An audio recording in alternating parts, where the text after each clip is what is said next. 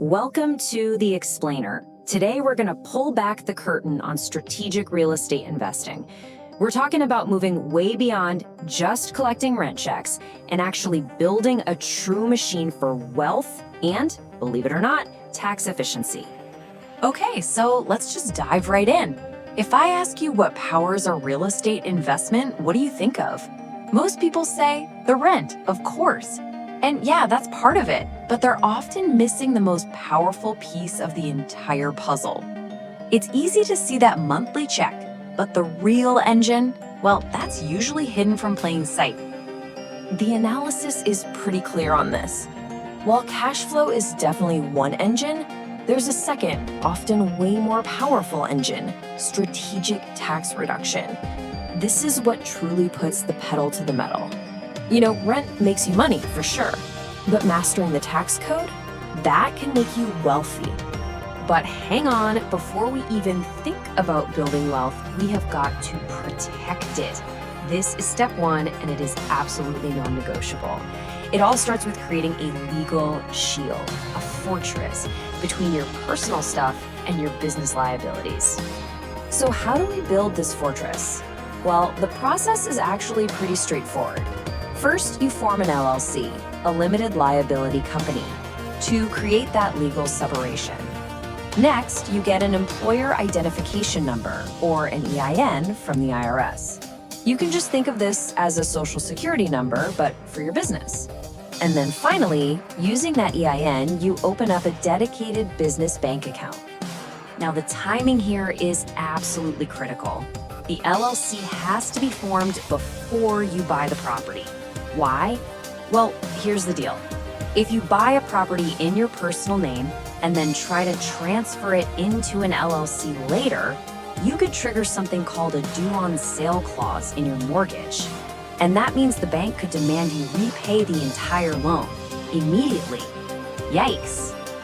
And listen, keeping your money separate is non-negotiable.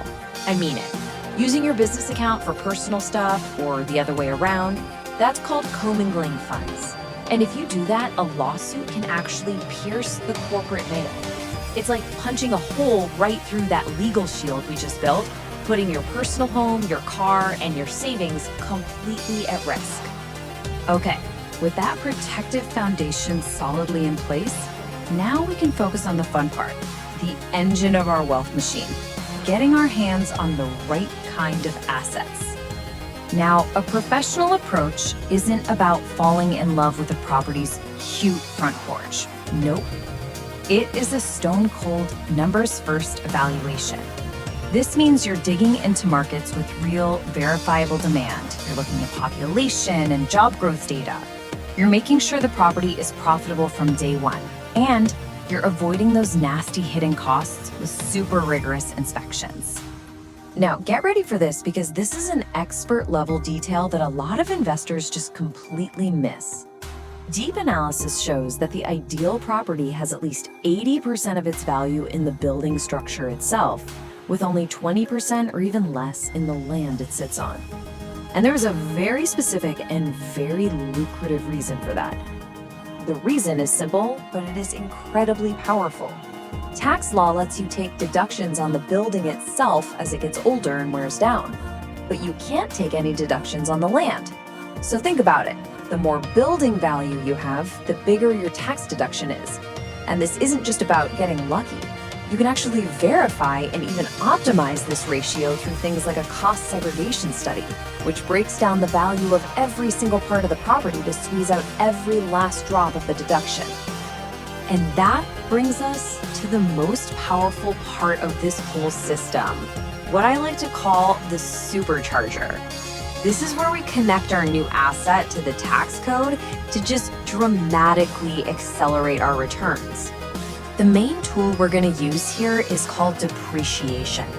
The tax code literally lets you deduct for the wear and tear on your property every single year.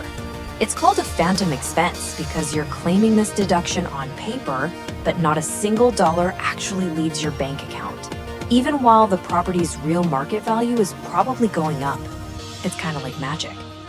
Okay, let's make this real. Picture two investors. We'll call them Investor A and Investor B. They buy identical properties. Now, Investor A, he just focuses on the cash flow, treating his profit like any other taxable income. But Investor B understands how to use the tax code, specifically depreciation. So here's how Investor B pulls this off.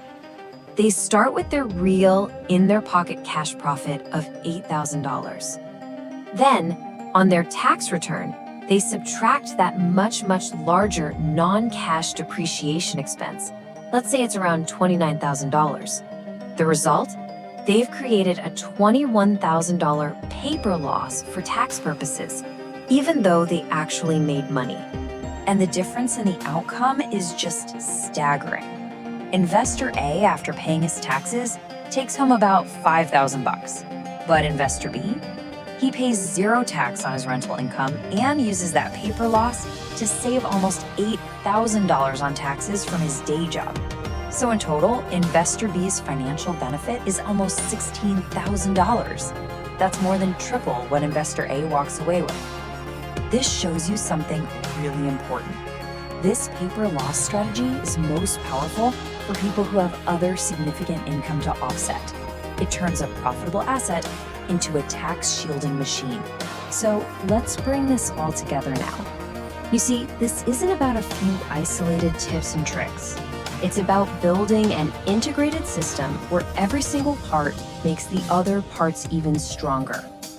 This whole system works in a really powerful loop. First, you protect your personal assets with that solid LLC foundation. Then you acquire the right kind of engine, a cash-flowing property with that awesome building-to-land ratio. And finally, you accelerate your returns by supercharging them with a tax code. Protect, acquire, accelerate. So let me just leave you with this one question. How would your entire investment strategy change if you started to see assets not just for the income they produce, but for the tax they can eliminate? It completely reframes the goal, right? It's a huge shift from just earning income to strategically building an efficient, powerful, and protected wealth machine.